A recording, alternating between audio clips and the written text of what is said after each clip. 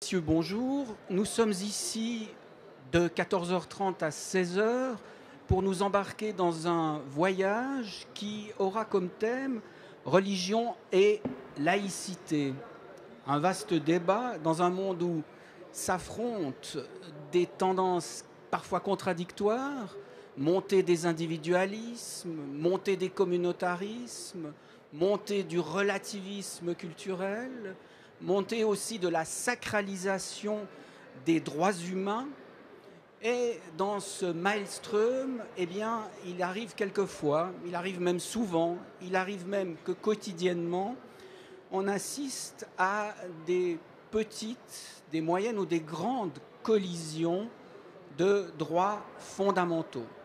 Alors pour en débattre aujourd'hui, nous avons réuni, comme on dit, une belle brochette d'intervenants. Je dois, pour ceux qui ont consulté le programme et qui s'attendaient à y trouver Monsieur Albert-Luc de Haller, pasteur à Genève, dois l'excuser de son absence. Il a eu un pépin médical et je remercie d'avance Monsieur Patrick Beau, modérateur de la Compagnie des Pasteurs, d'avoir au pied levé accepté de le remplacer. Nos invités, vous en avez déjà entendu parler par les annonces qui viennent d'être faites, mais j'aimerais y revenir brièvement, sont, et nous commençons par Madame Sabine, Sabine, exactement, Simkovitch-Dreyfus. Vous avez étudié les sciences politiques et le droit. Vous êtes vice-présidente de la Fédération suisse des communautés israélites, vice-présidente de la Commission fédérale contre le racisme. Et on a pu souvent vous lire ou vous entendre lorsqu'il s'est agi de commenter précisément ces collisions qui ont pu et qui apparaissent chaque jour entre religion et laïcité. Patrick Schmid, alors Patrick Schmid, c'est un peu le laïc à cette table basse, puisque, outre d'être directeur général de l'Office cantonal de l'emploi, mais ce n'est pas à ce titre qu'il est ici, il est président d'un groupe citoyen qui s'intitule Culture religieuse et humaniste à l'école laïque. Les cartes sont sur la table. Un groupe qui désire une information impartiale et méthodique sur l'histoire et les sciences des religions dans le strict respect du principe de laïcité.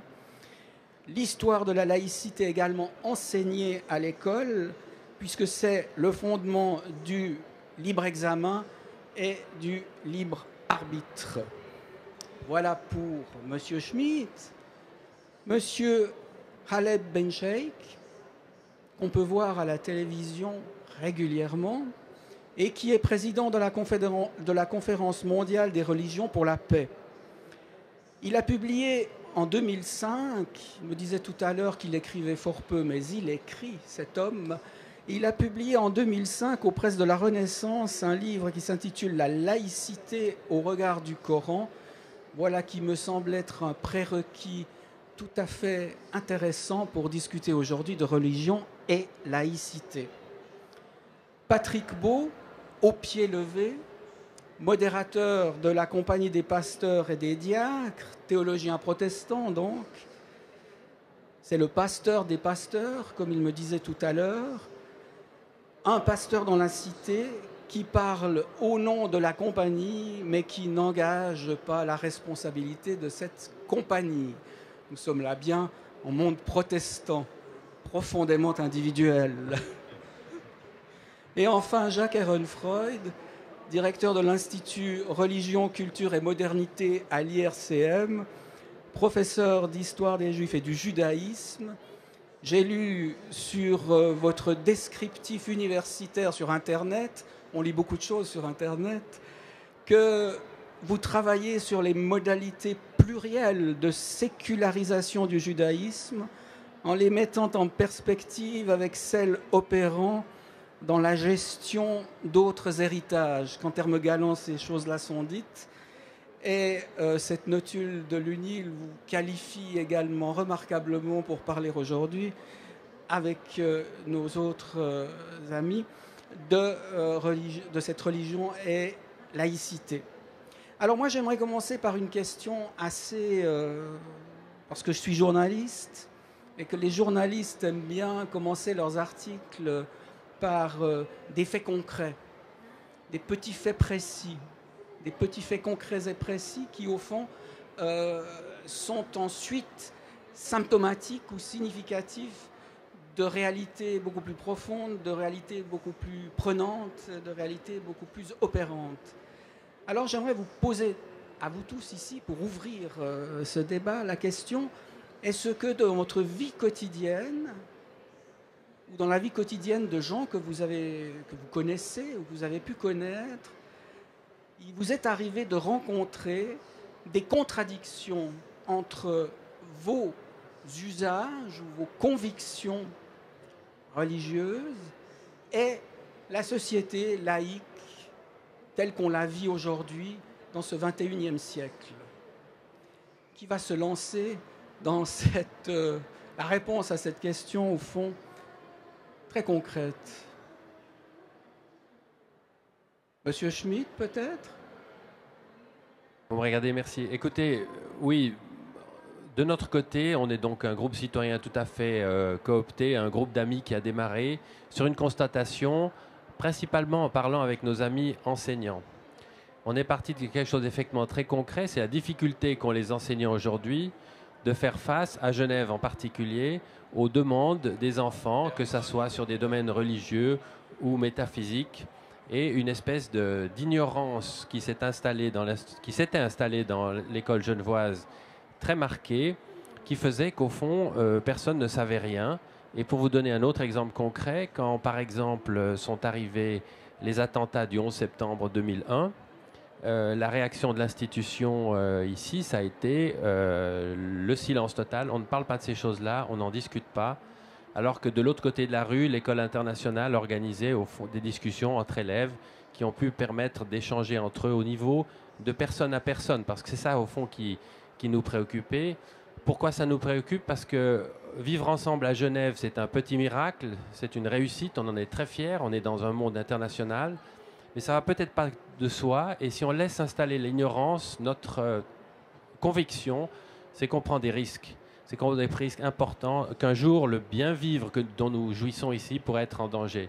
Et donc, au fond, c'est ça. C'est très simple, c'est de dire l'ignorance génère la peur génère la haine. Et c'est quand même des choses qui se sont passées assez proches de chez nous, aussi bien géographiquement que dans le temps. Je vous remercie pour ce témoignage.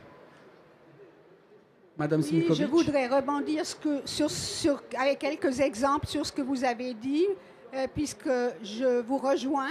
L'ignorance est certainement le pire ennemi pour justement résoudre les conflits dont vous avez parlé. Et des conflits, on a tous les jours, des petits et des plus grands. Dans le judaïsme, puisque je suis juive et que je connais beaucoup de personnes qui sont des juifs observants, ce qui n'est pas mon cas, et qui ont tous les jours à résoudre ce genre de conflits dans leur vie professionnelle, sociale et aussi à l'école. Et pour donner 2-3 petits exemples, au travail, quelqu'un qui est observant juif, il n'a pas le droit, c'est pas quelque chose qui se discute, on ne peut pas aller voir un rabbin pour obtenir une dérogation, on n'a pas le droit de travailler, de faire certains actes un samedi ou un jour de fête. Et ça commence le vendredi en hiver très tôt, lorsque la nuit tombe. Ce qui veut dire que tous les juifs observants, et il y en a quand même un certain nombre qui travaillent, et qui sont bien intégrés, doivent bien trouver des solutions. Ces solutions, lorsque quelque chose est tellement important pour eux, se trouvent au moment où ils sont engagés, parce que c'est un élément essentiel. Et c'est là que le dialogue commence aussi, parce que, et c'est ça une chance pour mieux se connaître, c'est pas de cacher les différences, mais de les expliquer et de comprendre, mais oui, cette personne renonce à une journée de vacances parce que cette chose est tellement importante.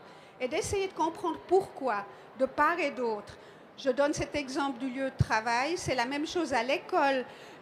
Pour les élèves observants, il y a les règles aussi sur l'alimentation. Quand un élève ne peut pas manger à la cantine parce qu'il respecte rigoureusement des règles, c'est une occasion de s'expliquer. Lorsque les camarades, les enseignants, les collègues comprennent qu'on ne vient pas avec une revendication, mais qu'on vient avec quelque chose qu'on essaye, qui est important, pourquoi on est prêt à faire des sacrifices et qu'on explique. Je pense que dans les deux sens, ça aide à une meilleure compréhension mutuelle.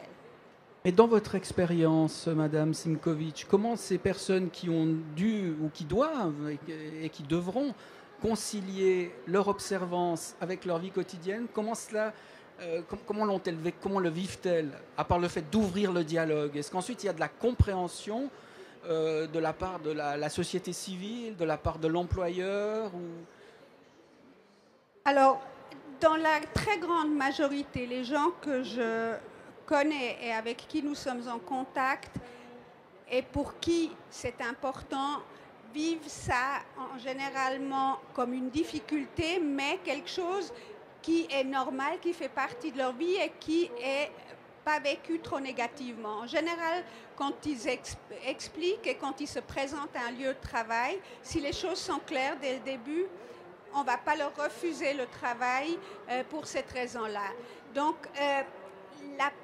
la problématique que nous voyons, c'est que le dialogue que je prône vraiment dans ce domaine, plutôt que des règles rigoureuses et immuables, ce dialogue est devenu plus difficile depuis un certain nombre d'années parce que justement ces particularités sont beaucoup plus dénoncées comme une difficulté, comme quelque chose qui est un danger pour la laïcité ou pour la société en général, alors que pendant les décennies d'avant, en Suisse en tout cas, c'est pas qu'il n'y avait pas de problème, il y en avait aussi, mais ce n'était pas perçu comme un problème de cet ordre-là.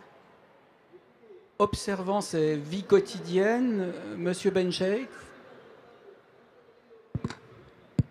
J'ai cru comprendre que le format de réponse va être celui de mes deux amis qui m'ont précédé, donc je vais aller à la concision. Mais permettez-moi de revenir sur quelque chose que vous avez dit, vous qui modérez ou animez avec maestria, en tout cas pour le début, et je sais que vous allez le faire jusqu'à la fin, sur un mot.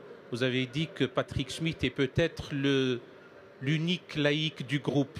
Ben, nous sommes au moins deux. Je me suis lourdement trompé. Nous sommes au moins deux. Je jette des cendres sur ma tête. Pour deux raisons. Parce que je suis laïc de l'adjectif et je suis laïc du substantif. Je ne suis pas un clerc, je n'ai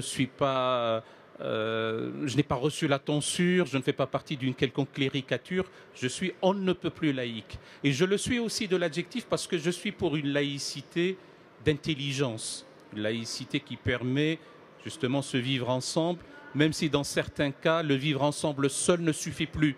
C'est comment faire société, comment construire une nation, comment s'engager ensemble pour le bien commun. Parce qu'on peut être ensemble, on peut vivre ensemble, mais dans la défiance, dans la crispation, dans certains cas dans le communautarisme. On peut être ensemble aussi dans une synergie, dans une symbiose, dans une osmose, dans une volonté de faire quelque chose en commun, et c'est cette idée que je privilégie. Maintenant, pour répondre à votre question, pour ma part, comme témoin singulier, comme citoyen, mais aussi comme musulman, je ne tais pas mon appartenance confessionnelle, je ne la mets pas en avant non plus, je la vis à l'aise. Je fais mienne deux approches, celle de nos auteurs latins qui ont toujours dit « fides quærens intellectum ». La foi doit être toujours en quête d'intelligence. Et une des définitions de la théologie, hormis son étymologie qui veut dire discourir sur le divin ou tenir un discours ou une étude sur Dieu, c'est l'intelligibilité de la foi mise à l'épreuve du temps. Donc s'il y a lieu d'observer telle ou telle prescription religieuse et si elle devait entrer en contradiction avec une vie en société, il y a lieu de mettre un peu d'eau, si j'ose dire, dans son vin. Il y a lieu de laisser place à de la souplesse. il y a lieu de laisser place à de l'intelligence, parce qu'on ne peut pas se prévaloir de son idéal religieux et de sa pratique religieuse pour l'imposer, si j'ose dire, à autrui. Il y a lieu de trouver, si tout peut se faire intelligemment, et par intelligence, j'entends une intelligence hybride, celle du cœur et celle de l'esprit. C'est très bien. Si ce n'est pas le cas, eh bien, il n'y a pas à sacrifier effectivement cette volonté de faire une société commune. Et là, il y a des choses à voir, il y a des réflexions à mener. Heureusement, pour l'instant, ce ne sont pas les sociétés laïques qui posent problème, ce sont les sociétés sécularisées. Et on a perdu peut-être le sens de la spiritualité, de la transcendance, de la soif inextinguible, d'une quête mystique, etc. Cet invariant besoin de transcendance.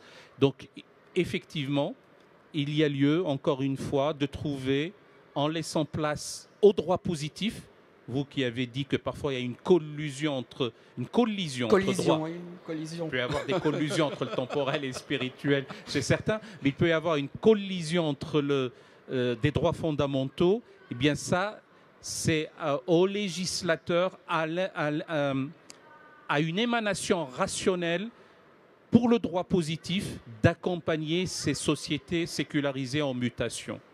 Mais si je vous entends bien, la souplesse qu'il convient de démontrer pour vivre ensemble, et pour vivre ensemble bien, vous la privilégiez du côté des observants, et non pas du côté de la société sécularisée. C'est aux observants que vous demandez la souplesse. Pour deux raisons. Si je vous ai bien compris. Oui, oui, et vous avez tout à fait raison. Dans une situation de blocage, dans une situation de conflit, dans une situation de désordre, dans une situation de crainte, il faut d'abord voir chez soi, en soi, les manquements à l'éthique. Il faut voir d'abord chez soi, en soi, ce qui peut participer à aplanir les difficultés. Ne jamais jeter sur autrui la responsabilité du chaos, du désordre. Ben, s'il y a une situation de blocage, il faudrait savoir, encore une fois, la surmonter en faisant en sorte que l'obstacle de départ devienne le lieu de la médiation et de la rencontre. Et ne pas abdiquer sur ces principes fondamentaux, encore une fois. Et pourquoi est-ce que je vous dis ça? Parce qu'on trouve toujours plus radical que soi, et on trouve toujours plus libéral que soi dans la palette d'une observance quelconque. Pour les musulmans, moi je connais l'exemple français, je ne connais pas l'exemple suisse. Qu'est-ce qui pourrait faire débat? Il y a 3 ou 4 choses. L'observance du jeûne du mois de Ramadan, c'est une affaire personnelle. Bien. Au moment de la rupture du jeûne, on ne va pas faire bonbons et ripailles devant tout le monde. On peut rompre son jeûne sur un bonbon, sur une date, sur n'importe quoi et aller dîner chez soi. La prière, que l'on soit responsable ou que l'on soit humble, on ne va pas arrêter son travail pour sortir son tapis et faire sa prière. On peut les cumuler et le faire chez soi par la suite. Pour ce qui concerne la nourriture dite licite, ce qui est prohibé, c'est de ne pas manger une viande d'un animal abattu à une autre divinité qu'à Dieu. Et l'excès de zèle des observants, c'est de vouloir manger que ce qui a été abattu qu'à Dieu. Donc là, il y a une intelligence à comprendre. En ce qui concerne maintenant l'histoire de se voiler, on peut gloser jusqu'à demain matin sur qu'est-ce que c'est qu'une prescription, qu'est-ce que c'est qu'une recommandation, qu'est-ce que c'est qu'une obligation. Mais si ça devait être au détriment de l'acquisition du savoir, de la connaissance, ça ne tient pas la route. Les injonctions nombreuses et impérieuses quant à l'acquisition du savoir, par exemple à l'école, sont beaucoup plus importantes que de tenir mordicus et un voile qui emmitoufle 2 fillettes à peine nubiles et dont on compromet leur scolarité. Religieusement parlant, la question ne se tient même pas. Je vous remercie. Jacques Ehrenfreund, dans le quotidien, observance et souplesse.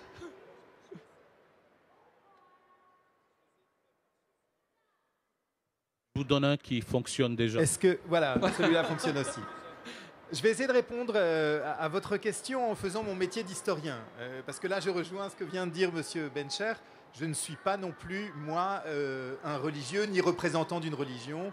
Je travaille sur le judaïsme, bien sûr, mais c'est en essayant de mettre votre question en perspective, que je vais essayer d'y répondre. En disant deux choses. Pardon ? En disant deux choses. En disant d'abord que c'est une question très ancienne.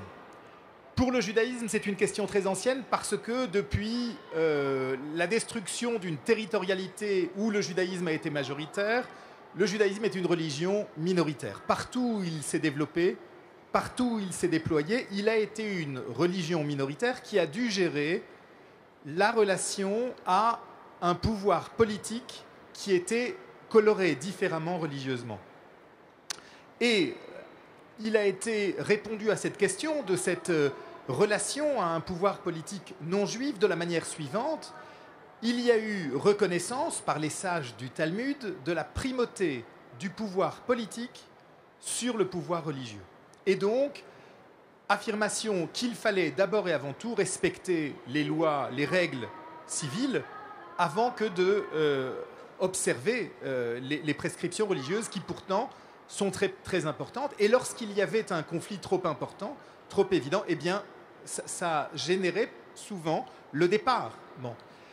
La modernité et la laïcité a cet avantage sur cette situation ancienne qu'elle sépare les domaines et qu'elle affirme l'émergence, et il faut mettre en avant cette dimension-là de la laïcité. Elle affirme l'émergence d'une sphère qui est neutre d'influence religieuse. Et donc, si la laïcité c'est cela, eh bien, a priori, l'observance ne doit pas venir, ne doit pas être gênée par elle. Alors, on sait depuis le 19e siècle qu'il y a toute une série de lieux où il y a des frictions. Pour les Juifs, ça a été par exemple, au moment où l'école est devenue obligatoire en France à la fin du 19e siècle, la question du respect du Shabbat pour les enfants. D'un côté, la République imposait l'école obligatoire. De l'autre côté, les prescriptions religieuses relevant du respect du Shabbat interdisaient aux enfants de transgresser ces règles. Et comment est-ce qu'on a répondu à cette question ? Eh bien, dans des conciliations simples. Les enfants allaient à l'école le samedi matin, mais ils n'écrivaient pas.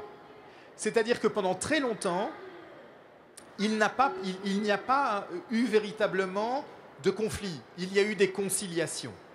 Ce qui est nouveau dans les situations que nous sommes en train de vivre aujourd'hui, ce sont des radicalisations qui viennent des deux côtés, qui viennent parfois d'une impossibilité des régimes laïcs de comprendre les besoins des observants et qui viennent souvent des observants qui ne disposent plus de la souplesse dont M. Bencher faisait état juste avant moi et qui, pendant longtemps, a été une évidence pour eux. Et c'est intéressant de réfléchir aux raisons qui font que ce qui, pendant longtemps, était facilement conciliable est devenu difficile à concilier. Mais ça nous entraînera peut-être un peu plus loin dans le débat. Ah, mais poursuivez, parce qu'alors là, c'est très intéressant. Pourquoi cette absence de souplesse aujourd'hui, alors qu'on pourrait s'attendre, au fond, avec le relativisme général, à ce qu'on soit précisément beaucoup plus souple ? Alors, je pense que c'est parce que, pour deux raisons, c'est que d'une certaine façon, la laïcité se mue souvent en laïcisme, c'est-à-dire en absence de souplesse à l'encontre de choses qu'on pourrait régler tout à fait facilement. Cette question de l'écriture le jour du Shabbat est un bon exemple. Et par ailleurs, à cause de phénomènes de radicalisation de certaines communautés religieuses qui font qu'elles ne sont plus disposées à accepter ces assouplissements qui auparavant ne posaient pas problème. Merci. Oui ? Je voudrais dire qu'il y a encore une raison supplémentaire, parce que aussi longtemps que nous, les Juifs, étions une petite minorité, la recherche de telles solutions, en tout cas en Suisse, en France, les Juifs sont plus nombreux. Cette recherche de solutions posait moins de problèmes. Maintenant, avec l'arrivée de musulmans de plus en plus nombreux, il y a la peur que d'accorder quelque chose aux uns entraînerait des revendications des autres. Et par ricochet, ceci a un effet direct sur nous-mêmes lorsqu'il y a un peu de souplesse. La même chose qui était possible avant ne l'est plus maintenant. Et l'exemple que j'avais également donné On ne peut plus s'imaginer aujourd'hui qu'un élève aille à l'école, un jour de fête, le samedi, il n'y a pratiquement plus école, et n'écrive pas et ne fasse pas d'épreuves. On va vous dire, déjà, la natation, ça pose un problème. Donc, vraiment, il y a des facteurs multiples qui font que ce qui était possible avant ne l'est plus. Le modérateur de la Compagnie des pasteurs, observant ses vies quotidiennes. Vous l'avez relevé tout à l'heure dans la présentation que vous avez faite. Le protestantisme a ceci de particulier qu'il est terriblement individuel ou individualisant ou personnel. Ce qui signifie qu'il n'y a pas a priori de collision entre la pratique, sa pratique du protestantisme, et puis l'exercice du droit civique ou la vie dans la cité. Peut-être aussi parce que, historiquement, c'est vrai qu'une des premières choses que Calvin fera en arrivant à Genève, c'est séparer les deux pouvoirs et faire qu'il y ait une radicale distinction entre ce sur quoi le religieux a à se prononcer, ou le théologique, et ce que la cité a à dire. Et ce sont deux sphères qui sont distinctes, qui sont, alors peut-être pas aussi séparées que ce que nous connaissons aujourd'hui. Néanmoins, il y a une séparation qui commence. Donc, a priori, aujourd'hui, pour le protestant lambda, le protestant moyen, il n'y a pas de collision entre ces deux sphères. Maintenant, je dirais que cette absence de collision peut être renforcée, elle peut être même améliorée, à la condition que, à la fois, le pratiquant protestant, juif ou n'importe quelle confession, dans le fond, et là je reprends ce que mes interlocuteurs disaient tout à l'heure, que dans le fond, ils connaissent, mais qu'ils connaissent correctement, bien, les raisons de leur pratique religieuse, c'est le fides quaerens intellectum, qui est tant de latin dans cette table ronde. Tant de latin, oui, alors que l'on doit à Saint-Anselme, il faut quand même le rappeler aussi. Donc au temps où il n'y avait ni catholiques ni protestants, il n'y avait que des chrétiens, en tout cas en Europe, ou presque. Je ne parle pas des autres confessions juives ou musulmanes. Il y avait une forme d'unité, en tout cas, au sein du christianisme. Mais là, nous avons peut-être un exercice à faire de redécouvrir les fondements, les fondamentaux de notre religion et de sortir, dans le fond, de la religion du charbonnier, des choses que l'on a entendu dire, mais qu'on n'a peut-être pas vérifiées, dont on ne s'est pas donné la peine non plus de les vérifier. Ça, c'est un premier pan qui appartient aux églises. Il y en a peut-être un deuxième. J'ai beaucoup apprécié la distinction que vous faisiez, je crois, entre sécularisation et laïcité. Et là, peut-être l'État devrait-il avoir un peu plus en tête qu'il peut y avoir une laïcité, qui est à ce moment-là la stricte possibilité offerte à toutes les religions de pouvoir cohabiter, ou à quelqu'un qui est athée aussi, mais de pouvoir cohabiter dans le fond, dans le respect mutuel de chacune des spécificités de cette religion, de la sécularisation qui est, alors là si vous me passez une formule qui était peut-être un peu osée, qui est une forme de laïcisation, mais confessante, dure, donc qui met à part ou qui met à l'écart, peut-être par volonté de préserver, peut-être par peur de voir que les extrémismes puissent à un moment donné prendre le pas sur une compréhension intelligente d'une religion. Mais je crois que c'est au prix de ces deux exercices ou de ces deux efforts qu'on peut continuer à cohabiter, dans le fond, en paix. Monsieur Beau, vous nous parliez de la séparation que Calvin a fait de la sphère publique et de la sphère religieuse. Mais enfin, le peu que je sais de l'histoire de Genève et du calvinisme me rappelle que l'observance et la surveillance de la vie quotidienne, au temps de Calvin et de ses successeurs sur cette bonne ville de Genève, était quand même particulièrement, on va dire, systématique, sévère, qu'elle a fait quelques victimes célèbres et un certain nombre de victimes anonymes, hélas. Vous voulez parler de Servet ?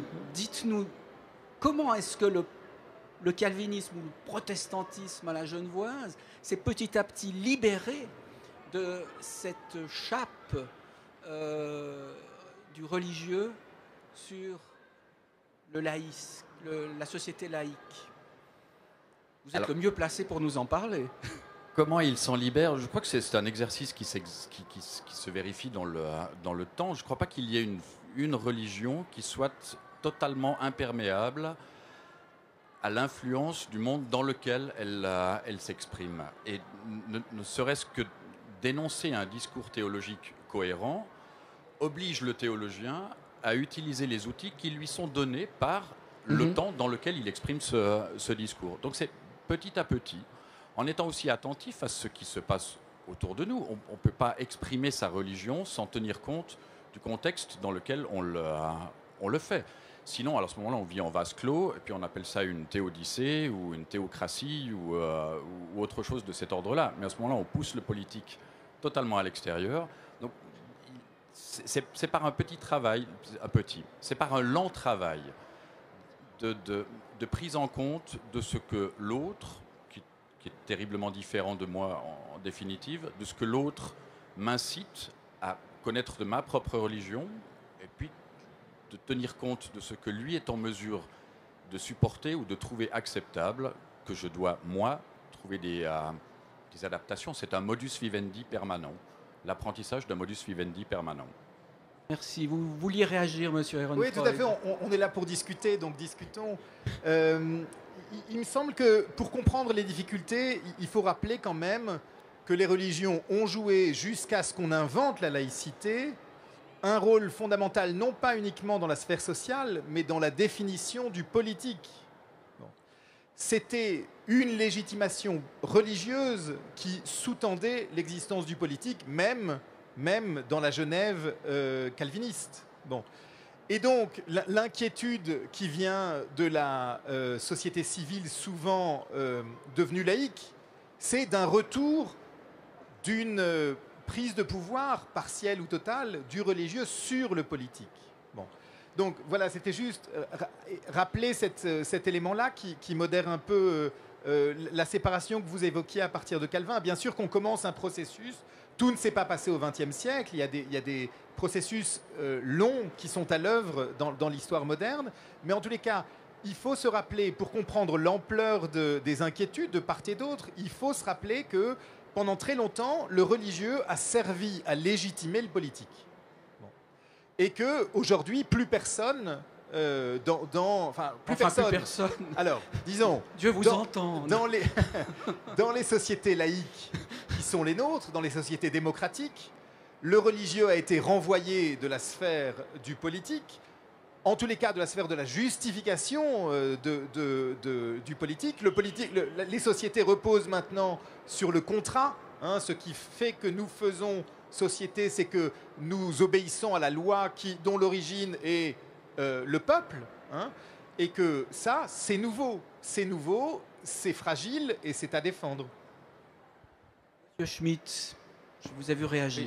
Oui, j'aimerais amener peut-être une note quand même optimiste dans ce débat, et en revenant sur la partie tout à fait pratique et je dirais de tous les jours.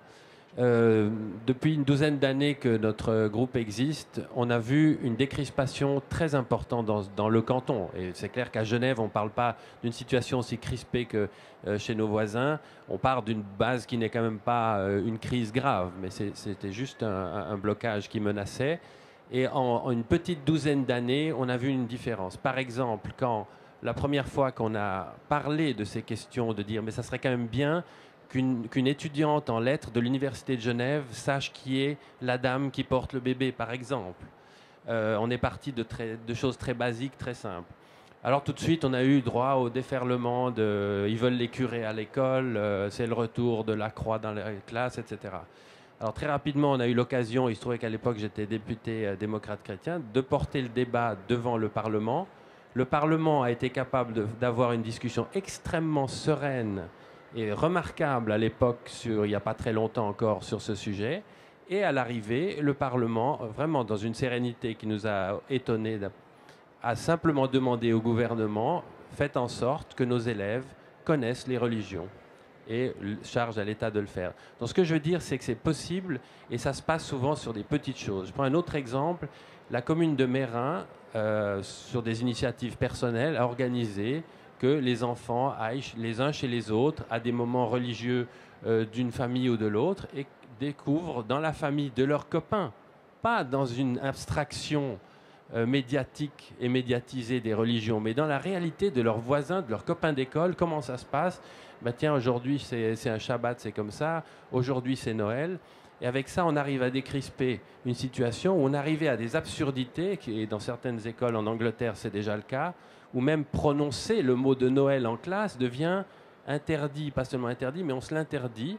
Et à l'arrivée, on est une société complètement rabougrie qui se prétend multiculturelle, mais au fond qui n'est plus culturelle du tout, puisqu'on a éradiqué tout ce qui pouvait dépasser. Et juste une anecdote, il se trouve que dans ma famille, une partie de la famille a vécu au Moyen-Orient, et mon grand-père me racontait, dans ce Moyen-Orient du début du XXe siècle, qui était au fond beaucoup plus libre et ouvert, chacun, et ce que vous disiez tout à l'heure, chacun reconnaissait l'autre de quelle communauté. On se promenait dans la rue, on disait tiens, celui-là il est arménien, celui-là il est irakien, etc. Et c'était une capacité de se reconnaître, d'accepter la différence. Aujourd'hui, on parle beaucoup d'accepter la différence dans nos sociétés, mais alors qu'est-ce qu'on le pratique peu, hein? Dès qu'il y a quelque chose qui dépasse, qui est un peu bizarre, il faut faire une loi, si on ne fait pas attention. Donc je trouve qu'il faut des petites choses comme ça. Et on voit aujourd'hui qu'à Genève, on peut dire que, en tout cas, dans l'école, la question s'est beaucoup décrispée et il n'y a plus de crispation. Vous parlez de faire une loi. Nous avons une juriste autour de cette table. Il y a eu en 2012 en Allemagne une série de juristes qui ont rendu un arrêt qui est devenu célèbre en Europe, qui a fait beaucoup de bruit, qui a suscité énormément de discussions, énormément d'articles, énormément de prises de position, et qui a ému l'Europe entière, sinon le monde, cet arrêté du 7 mai sur la circoncision. Alors, vous parliez des gens qui captent à un moment donné, ça peut être à un moment donné, ça peut être les religieux, à un autre, ça peut être les politiques. Or, il se trouve que dans notre société sécularisée et laïque, ce sont souvent les juges aujourd'hui, c'est même plus les politiciens, c'est même plus les religieux, mais ce sont les juges, armés de la raison juridique, qui dictent ou qui édictent des lois ou des règlements qui peuvent poser énormément de problèmes aux communautés religieuses. Alors j'aimerais vous entendre sur cette question. Et je me tourne vers vous, Madame Simkovic, qui êtes juriste, si je ne m'abuse. Oui, je suis avocate, je suis juriste, même si ce n'est pas mon domaine de spécialisation, mais... Non, mais la question de la circoncision nous a évidemment touchés de près en tant que juifs, hein. Puisque la circoncision, c'est un des rites fondateurs pour chaque petit bébé garçon du judaïsme. Il est vrai qu'on cherche à créer des lois et à rendre des décisions, et parfois c'est nécessaire. Il est aussi vrai qu'on a des libertés et des valeurs qui se contredisent parfois. Et en l'occurrence, il y avait cette question de savoir si les parents peuvent décider quelque chose de ce genre-là, qui est une atteinte à l'intégrité corporelle pour leur bébé. Parce que pour un adulte, la circoncision d'un grand garçon ou d'un homme n'était pas en cause. Et dans ce domaine, effectivement, on a remarqué qu'il y a beaucoup de réactions parce que ça fait appel à des éléments très profonds, enfouis, des peurs, et aussi à beaucoup d'ignorance qui ont mené à cette situation. Parce qu'il faut bien savoir que la circoncision est bien pratiquée pour des raisons religieuses, mais pas seulement, et qu'il faut la distinguer très clairement de l'excision, qui est un acte mutilant grave. Et d'ailleurs, le tribunal en Allemagne n'a pas du tout prétendu que la circoncision était de cette nature-là. Il s'agissait vraiment de la question de savoir si pour un petit enfant, pour un bébé, on pouvait prendre ce type de décision. Mais sans entrer dans tous les détails de ce cas-ci, puisque maintenant une loi a été faite en Allemagne pour rétablir à certaines conditions, et il faut protéger les petits-enfants et les bébés, c'est-à-dire faire tout ça dans des circonstances et à des conditions d'hygiène et de professionnalisme qui ne puissent pas être contestées. On a vu que le simple fait qu'une circoncision puisse être pratiquée pour des raisons religieuses, c'est-à-dire pour une raison qui n'est pas rationnelle, était plus critiquable que si cette même circoncision était pratiquée par quelqu'un qui donnait comme raison la prévention. En Afrique, même l'Organisation mondiale de la santé recommande la circoncision comme mesure de prévention. Mais dès le moment où on donne un motif religieux, ça fait appel à des réactions très négatives d'un ordre très différent. Et le Conseil de l'Europe, récemment, a encore émis une recommandation, ce n'est pas une loi, et cette recommandation n'est pas d'interdire la circoncision, contrairement à, par exemple, l'excision, mais quand même à intervenir d'une certaine façon qui se substitue à l'aspect religieux. Donc, Jacques Ehrenfreund, il a certainement des choses à ajouter, mais la circoncision est probablement l'acte chirurgical le plus pratiqué à travers le monde, et j'avais les chiffres. Je veux dire, il n'y avait pas de raison objective tout d'un coup de venir à tout bousculer, mais c'est effectivement cette peur qu'évoque le religieux. Et c'est bien le problème aujourd'hui. On voit surtout le côté négatif et pas les éléments positifs que ça a pu apporter. Oui, c'est une question tout à fait passionnante.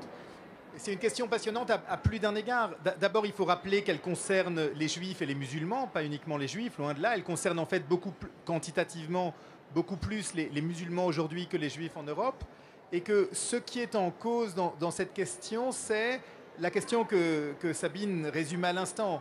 Est-ce que des parents peuvent décider de quelque chose qui relève de la transmission ineffaçable sur le corps de leur enfant? Et cette question, si on l'élargit un peu, elle pose la question de la transmission de manière générale.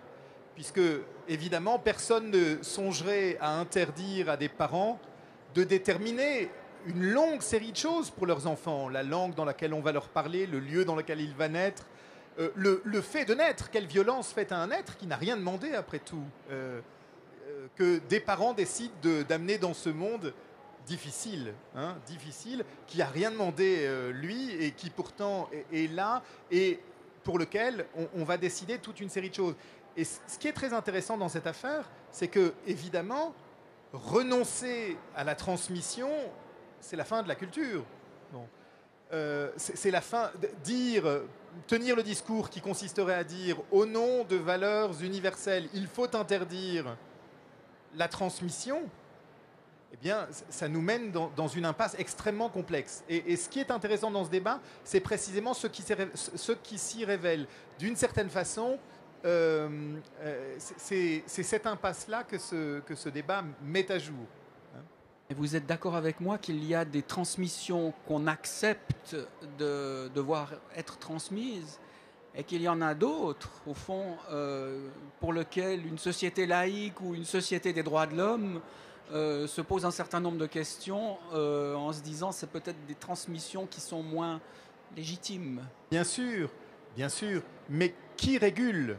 C'est-à-dire qu'on puisse décider que si la circoncision était obligatoire dans les communautés religieuses, que l'autorité civile intervienne en disant cette obligation est inacceptable, ça on pourrait le comprendre. Mais c'est le cas inverse. C'est l'autorité civile qui a failli intervenir. Alors ça s'est réglé relativement facilement parce que le Bundestag a voté une loi qui régule la chose. Mais si l'autorité civile intervenait en disant certaines pratiques de transmission, alors à part si elles sont mutilantes bien évidemment, mais certaines pratiques de transmission des traditions sont inacceptables, alors là c'est beaucoup plus problématique. Et puis, ce qui est juste encore une remarque, parce que c'est intéressant, ce débat qui a lieu au début du XXIe siècle est en fait un débat dont la première version est au moment de la séparation du christianisme et du judaïsme. Hein. Le christianisme se sépare du judaïsme en disant la circoncision du corps, ça on n'en veut plus. Dorénavant, c'est la circoncision de l'âme. Voilà, de l'âme. C'est la circoncision du cœur. Bon. Donc, si vous voulez, ce qui est intéressant dans cette affaire, c'est que tout d'un coup, ce débat réapparaît, non pas au nom d'une revendication chrétienne qui viserait à métaphoriser l'héritage juif, mais au nom d'une vision de l'universel qui a une vraie hostilité à la transmission de certaines traditions. Madame Simkovic. Je vais juste bien dire, il est évident, et moi aussi, nous tous pensons que la liberté religieuse n'est pas illimitée. Hein. Il y a des limites à la liberté religieuse. Mais cet exemple est un exemple où il y a quelque chose qui est un acte qui est pratiqué très largement à travers le monde. Il a été pratiqué, il n'est pas importé d'un jour au lendemain ici. Il est pratiqué depuis des siècles, également en Suisse, en Europe, en Allemagne notamment. Et où tout d'un coup, sous le prétexte, et je ne veux pas mettre en cause le souci pour l'enfant réel que certains ont exprimé, mais la tournure que le débat a pris, c'est quand même, ça cache autre chose. Au-delà de ça, et je voulais encore ajouter, vous avez raison qu'il y a des transmissions, pas toute transmission est bonne à poursuivre. Mais pourquoi est-ce qu'on s'attaque à cette transmission-là et aux transmissions qui se voient, qui se combattent plus facilement, plus qu'à celles qu'on conteste aussi, mais qui ne se voient pas, qui se passent à l'intérieur. C'est comme si on voulait enfermer. Vous pouvez bien faire chez vous à la maison ce que vous voulez, mais ne nous dérangez pas avec des choses qu'on peut voir. Alors, évidemment, la circoncision ne se voit pas sur les hommes aujourd'hui qui se promènent, mais le voile est un exemple typique. On s'attaque sur des manifestations extérieures. La votation sur les minarets. Évidemment, il y a des dangers d'extrémisme et je suis la première à dire qu'il faut les combattre. Il y a la volonté de donner aux femmes un statut égal, une éducation, je me battrai pour ça. Mais en fait, au lieu de vraiment directement s'attaquer à sa protection des mineurs, on cherche vraiment des solutions qui me semblent parfois être des solutions de facilité et qui donnent bonne conscience. Dans cette affaire allemande, la communauté qui s'est sentie le plus visée est évidemment la communauté juive. Et pourtant, et vous le rappelez, la circoncision, ça touche aussi la communauté musulmane. Alors, la question que j'aimerais adresser à M. Bencheikh, c'est pourquoi elle s'est moins trouvée dans le viseur?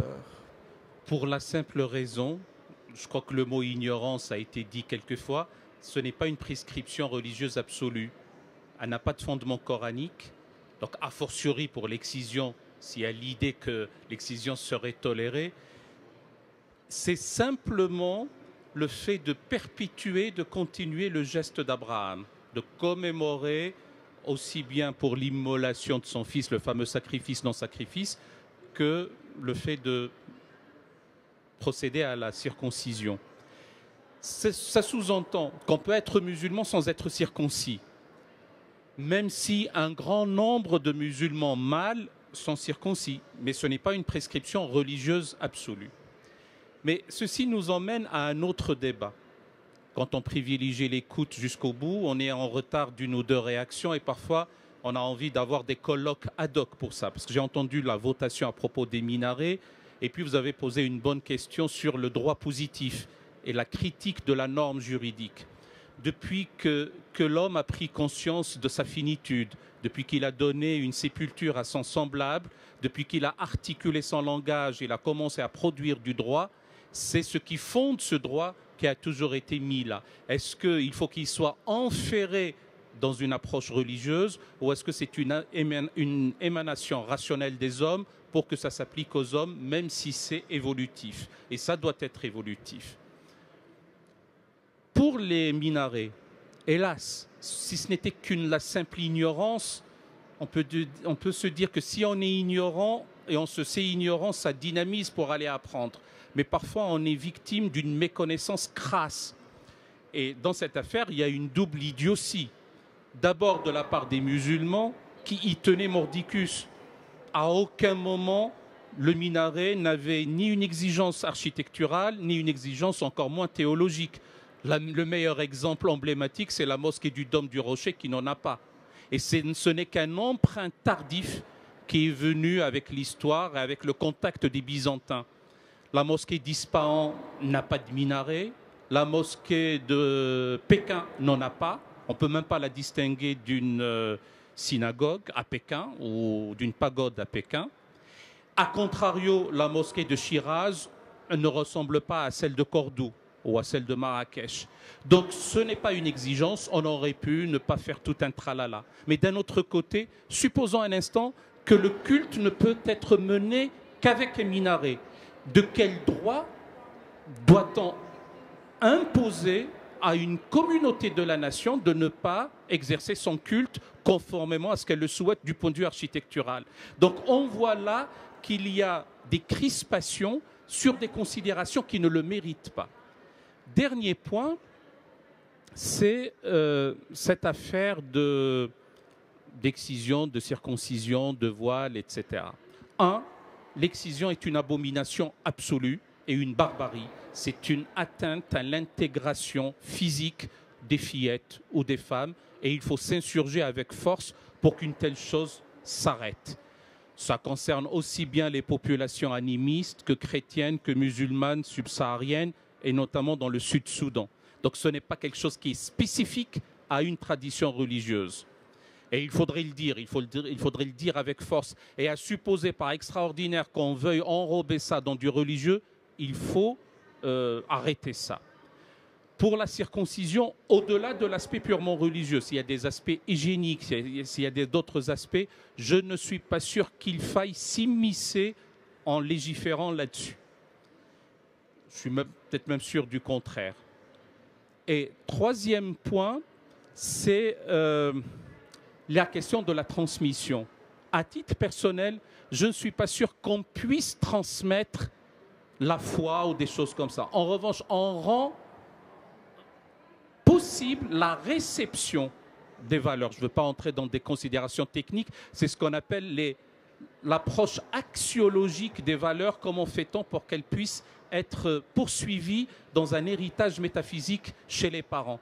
Les parents souhaitent beaucoup plus voir leur propre vision du monde et leur propre métaphysique se perpétuer dans leur progéniture que le fait de léguer le patrimoine matériel. C'est quelque chose qui caractérise l'homme, l'être humain. C'est curieux, c'est ainsi.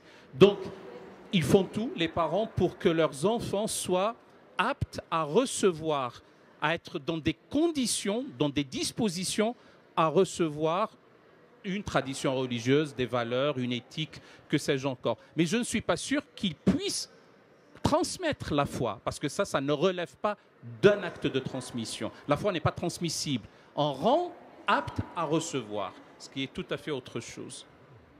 Je vous remercie pour cette vibrante intervention.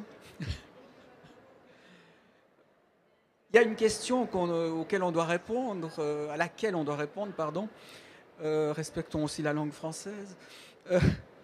La liberté de culte en Suisse et en Europe serait-elle conditionnelle, menacée? Alors on vient de voir là qu'elle peut être menacée ou qu'en tout cas il peut y avoir à un moment donné péril lorsque des juristes impénitents se saisissent de questions et remettent en cause ou stigmatisent des pratiques axiologiques millénaires. Mais est-ce que vous avez le sentiment aujourd'hui qu'en Suisse, la liberté religieuse est menacée ou serait menacée? Monsieur Schmitt. De nouveau, en tant que laïc, je répondrai là-dessus. J'ai l'impression qu'elle est surtout diluée Parce qu'au fond, on est là à faire des grandes considérations sur les religions principales dont on parle.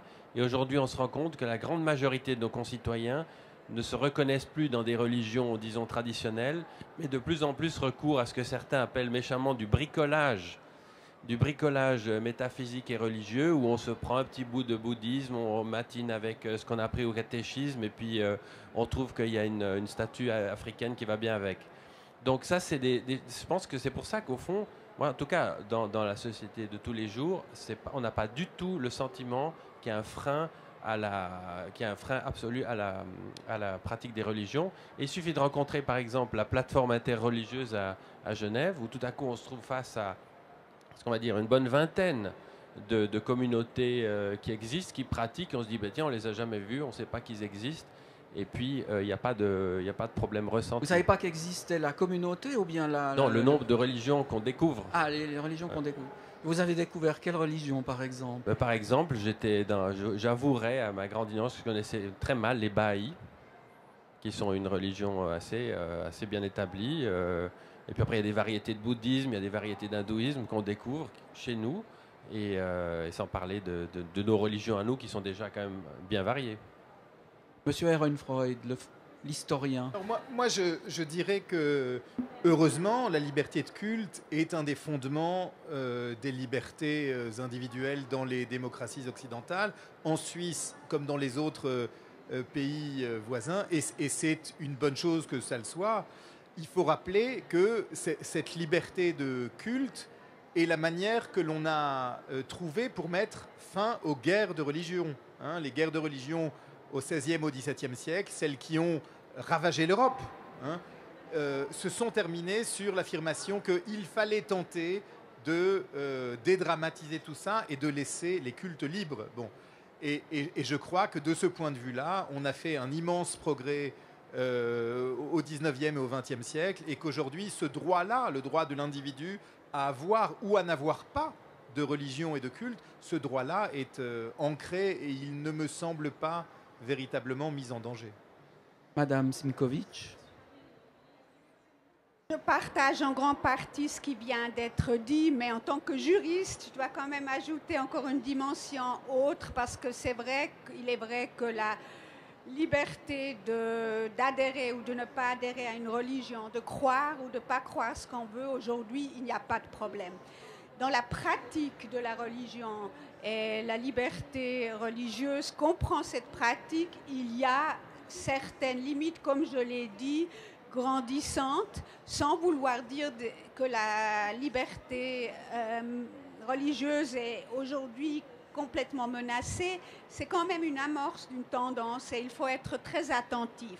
On le voit quand on examine des jurisprudences du tribunal fédéral, parce que les on lois... en revient toujours aux juristes. Oui, c'est pour ça que j'ai dit, je donne une réponse de juriste, où par exemple, l'argument de l'intégration est utilisé de plus en plus. Et cet argument de l'intégration nous interpelle beaucoup en tant que juifs et probablement aussi en tant que minorité autre, présente en Suisse depuis longtemps, parce que nous sommes intégrés. Et ce n'est pas pour pouvoir être intégrés qu'il faut abandonner certaines pratiques. Je ne parle pas des pratiques les plus extrêmes, mais nous avons des racines multiples. Nous avons une racine nationale, nous avons une racine professionnelle, des racines sociales et une racine religieuse. Ce n'est pas en cachant vis-à-vis de l'extérieur, en pouvant croire et penser ce que je veux et faire à l'intérieur de ma maison ce que je veux, mais en le cachant vis-à-vis de l'extérieur que je m'intègre mieux. Ce n'est pas en cachant dans une classe les différences entre les élèves. Et vous l'avez dit dès le début, vous avez aussi mis l'accent sur l'enseignement du religieux, teaching on religion, contrairement à teaching in religion. Auparavant, on enseignait le catéchisme en classe. Aujourd'hui, on doit enseigner les différentes religions, et quel meilleur exemple que de voir ce que fait son voisin et ce que fait son camarade. Je vous voyais réagir, Monsieur Bencheikh. Le pasteur Beau est en retard de discussion, c'est pour l'équité, mais c'est vous qui voyez, nous parlons sous votre contrôle. la question de l'intégration est tout aussi fondamentale. On pourrait intégrer des immigrants de fraîche date et qui n'ont pas la citoyenneté de l'État dans lequel on vit. Et là, il y a deux choses. Soit on se conforme, ne serait-ce que pour des considérations de savoir-vivre, de respect, d'hospitalité, etc., aux règles en usage, soit on s'en va là ou ailleurs où l'herbe est plus verte. En revanche, quand il s'agit de citoyens, là, je ne suis pas sûr qu'il faille parler d'intégration, au contraire. Je ne suis même pas sûr qu'il faille parler de minorité, parce que dans un État démocratique, il n'y a de majorité et d'opposition qu'au Parlement. Parce que le citoyen est in abstracto au niveau de ses droits physiques, de ses appartenances confessionnelles, qui lui sont garantis totalement. C'est un droit inaliénable. Donc, quand vous posez la question sur est-ce que la liberté religieuse est menacée ou serait menacée, j'ai bien senti le conditionnel. Elle le serait si la laïcité s'érige en laïcisme belliqueux anticlérical. Et le isme étouffe la racine, disent les grammairiens. Le marxisme a tué Marx, l'écologisme a étouffé l'écologie, l'islamisme a enferré l'islam. Donc c'est ainsi. Je garde ma déférence pour le judaïsme, au protestantisme, au christianisme, même si je crois en l'enseignement de la noblesse de la Torah ou l'enseignement de Jésus ou l'humanisme véritable, c'est vrai. Et donc, si la laïcité devient la religion de ceux qui n'ont pas de religion, si elle-même s'érige comme doctrine rivalisant avec les doctrines et notamment religieuses en place, donc ça devient acquis peut prendre beaucoup plus d'espace, et notamment au niveau de l'espace public. Et tout cela a besoin de voir comment on crée du lien, comment on fait du commun, et surtout du commun public. Il incombe d'abord à ceux qui sollicitent nos suffrages pour présider à nos destinées, je le dis davantage pour la République française. Est-ce qu'ils le font dans une culture du bien public? Et je regrette que notre société française ne secrète plus des hommes et des femmes d'État à la culture du bien public, ou est-ce qu'ils le font pour jouir des dorures de la République et ils sont prêts à attiser les bas instincts de la population en soulevant des questions qui n'ont pas besoin d'être soulevées de cette manière-là? Ça ne veut pas dire qu'il ne faut pas régler les problèmes. Au contraire. Donc de ce point de vue-là, la liberté religieuse serait ou pourrait être menacée. Mais moi, je reste serein. Et il faut, dans une situation de crise, considérer que la crise est salvifique. Elle peut être un lieu de salut et l'épreuve est salvatrice. Pour trouver quelque chose de meilleur, c'est la douleur de l'enfantement de quelque chose de meilleur. Merci de m'avoir charitablement fait remarquer que le modérateur de la Compagnie des pasteurs était oublié. Si il y a un débat où un certain nombre de protestants et un certain nombre de pasteurs protestants, enfin les pasteurs, oui, protestants par définition, ont pu se sentir violentés ces derniers mois ou ces dernières années, c'est bien la question de la bénédiction des couples homosexuels. Alors, la reconnaissance de la légitimité du couple homosexuel, au fond, c'est une discussion qui traverse aujourd'hui le monde entier, on va dire. Donc, le monde entier. Et on voit là qu'un certain nombre d'observances, qu'un certain nombre de religions constituées résistent, des quatre fers résistent, tout simplement, pas des quatre fers, mais résistent, rusent. Et puis on a là cette merveilleuse église protestante, démocratique, où on vote en synode. J'aimerais un peu votre sentiment sur cette question-là. On parle de liberté religieuse. Au fond, est-ce qu'il n'y a pas là une pression de la société ou une pression d'une certaine société sur une observance pour qu'elle passe la vitesse supérieure? Et là, on voit une église protestante qui est quelquefois profondément divisée. Profondément divisé, ça, je ne sais pas. J'en suis pas totalement certain. Dans le canton de Vaud, par exemple. Dans le canton de Vaud, oui. Mais là, je me prononcerai juste ou simplement Ça, c'est déjà presque l'étranger. Pour certains, c'est très très loin. Donc c'est tellement loin qu'on ne se prononcera pas là-dessus. Enfin, que je ne dirai rien là-dessus. Pour Genève, sur cette question-là, disons, l'exemple que vous venez de citer met en mes yeux en exergue parfaitement ce qui appartient à la politique ou à la cité ou à la gestion de la cité et ce qui est géré par le religieux, par le théologique, enfin par les églises simplement. Et là, il y a, comme vous l'avez relevé, il y a une pression indéniable de ce qu'on pourrait appeler le politique, ce qui se passe dans la cité, sur une église que la cité invite à peut-être aller un peu plus vite que ce que l'église aimerait faire. Pour une fois, c'est pas l'inverse, ou c'est pas dans l'autre sens que ça se passe. Je crois qu'il appartient en propre à l'Église protestante de gérer à sa vitesse. Aux églises protestantes, il faut les mettre au pluriel. Là. Oui, c'est vrai qu'il y en a souvent quelques-unes, mais enfin, elles arrivent quand même à dialoguer, ce qui est pas mal du tout. Mais il appartient à l'Église ou aux églises protestantes genevoises de régler la question au rythme où elle l'entend. Bien sûr, il y a le Pax, mais refuser une bénédiction, refuser une célébration de mariage, on peut appeler ça comme on veut, un geste simplement. Refuser cela, ça ne signifie pas refuser pour autant l'acte civil qui a été, c'est-à-dire passer devant monsieur ou madame le maire auparavant. Ça dit simplement que ce dont le religieux s'occupe n'est pas du ressort et n'est pas de l'ordre du politique. Alors, gardons peut-être cette différence. Ça permet peut-être aussi, à ce moment-là, au politique de continuer à gérer ce qui lui appartient en propre. C'est une autre manière de dire aux religieux, occupez-vous de ce dont vous avez la charge, mais n'allez pas au-delà. Donc moi, je suis à la limite très content que le politique nous bouscule un peu et qu'il nous oblige peut-être à assumer une question qui gêne beaucoup de protestants à Genève, énormément, sur lequel il s'agira un jour de s'arrêter. Mais après tout, peut-être que le temps de la religion ou le temps des ecclésiastiques ou le temps de la vie spirituelle n'est pas tout à fait le même que celui du temps de la cité. Le temps des politiques, le temps des juristes. Je ne me prononcerai pas sur le temps des juristes, ça c'est un domaine que je ne connais pas. Même si Calvin était un juriste, je ne le suis pas. Oui, monsieur Schmitt. De briser une lance envers les juristes, c'est vrai qu'on parlait tout à l'heure de légiférer. C'est typiquement un domaine ici où le politique doit légiférer le minimum. Et ça, heureusement, la Suisse est assez exemplaire dans ce domaine-là, puisque dans beaucoup de domaines, prenons par exemple la question des langues.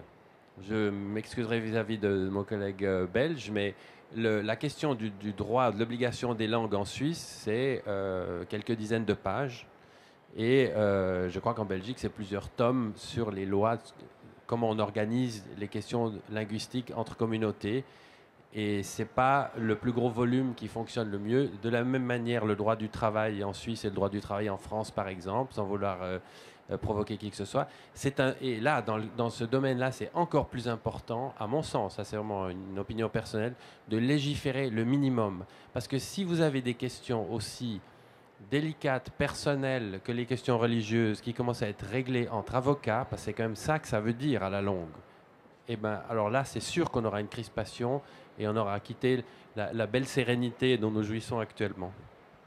Vous vouliez intervenir, monsieur? Oui, je voulais juste revenir un tout petit peu en arrière à propos de la question que vous posiez à mes interlocuteurs tout à l'heure, à propos du rôle de la cité quand elle énonce une loi ou une série de lois et le risque ou le danger que la pratique cultuelle pourrait courir à partir de là. Je me prononce uniquement pour Genève, mais je ne crois pas qu'à Genève, il y ait un risque majeur de remise en question d'une pratique cultuelle, de manière générale. Par contre, les cas limites sont toujours intéressants à ce niveau-là. Et ce que j'appelle les cas limites, c'est l'expression d'une pratique religieuse dans des situations qui sont hors cadre. Ça peut être la prison, ça peut être l'hôpital, ou ça peut être ce qu'on appelle les EMS. Et l'armée. Et l'armée, quoiqu'à l'armée, il y a un aumônier. Donc là, vous avez déjà quelque chose qui est structuré de telle manière à ce que ça puisse être possible. La question des aumôneries catholiques, protestantes, juives, en fait de toutes musulmanes, de toute confession, dans des lieux comme la prison à Genève ou les hôpitaux, est un sujet qui est relativement délicat, en tout cas suffisamment pour que la direction des hôpitaux ait passé il y a quelques années en arrière, plus que 10 ans en tout cas, une convention qui fait que la préservation du domaine de la sphère privée du patient peut être préservée à la condition que ce soit l'hôpital qui informe les aumôniers de la présence d'une personne de leur confession qui est susceptible de recevoir la visite de l'aumônier. Donc la loi, alors que la présence d'un aumônier auprès ou au chevet du patient fait partie non seulement du droit du patient, si je ne me trompe pas, mais fait partie des droits fondamentaux quasiment. Donc la loi, elle peut être à la fois bénéfique dans la mesure où elle protège, mais en même temps, cette protection, quand elle est poussée à l'extrême ou quand elle vise à surprotéger, elle peut devenir un handicap à l'expression même de quelque chose qui fait partie d'un droit fondamental, en tout cas du point de vue de la législation. Et voilà un merveilleux exemple d'observance et vie quotidienne dans des institutions fermées ou des institutions très, très structurées.